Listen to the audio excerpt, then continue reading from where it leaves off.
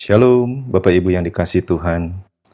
Hari ini kita akan membaca firman Tuhan dari 2 Korintus pasal yang ketiga, ayat pertama sampai dengan ayat yang ke-5. Perikopnya berjudul Pelayan-pelayan Perjanjian yang Baru. Adakah kami mulai lagi memujikan diri kami? Atau perlukah kami seperti orang-orang lain menunjukkan surat pujian kepada kamu atau dari kamu?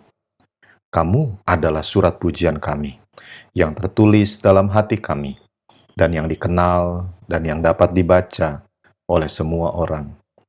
Karena telah ternyata bahwa kamu adalah surat Kristus yang ditulis oleh pelayanan kami, ditulis bukan dengan tinta, tetapi dengan roh dari Allah yang hidup, bukan pada loh-loh batu, melainkan pada loh-loh daging, yaitu di dalam hati manusia. Demikianlah besarnya keyakinan kami kepada Allah oleh Kristus. Dengan diri kami sendiri, kami tidak sanggup untuk memperhitungkan sesuatu, seolah-olah pekerjaan kami sendiri. Tidak, kesanggupan kami adalah pekerjaan Allah. Bapak, Ibu, Saudara yang dikasihi Tuhan, Rasul Paulus menyatakan bahwa tidak ada surat pujian yang diterbitkan baginya. Namun, bukan berarti Paulus sama sekali tidak berkarya dalam pelayanannya. Ia dengan tegas menyatakan bahwa kehadiran jemaat Korintus adalah bukti dan buah dari pemberitaan Injil yang dia lakukan. Tahukah saudara bahwa Paulus diragukan oleh begitu banyak orang? Kenapa? Karena dia tidak pernah menjadi murid Tuhan Yesus secara langsung. Bahkan dulunya dia punya latar belakang yang sangat buruk, yaitu penganiaya jemaat, seorang pembunuh, saudara. Namun Paulus, ia telah bekerja keras mengabarkan Injil hingga menghasilkan banyak jemaat. Ia merasa dirinya paling hina dan paling kecil di antara para rasul. Itulah yang menyebabkan dia bekerja lebih keras daripada yang lain.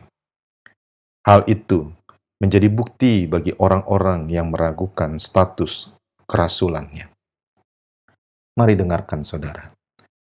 Paulus, dia tidak sibuk meminta pernyataan dari manusia, baik dari orang-orang terpandang maupun rekan-rekan sepelayanan dia.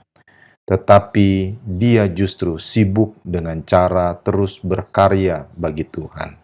Terus melakukan sesuatu yang baik dan yang indah bagi Tuhan.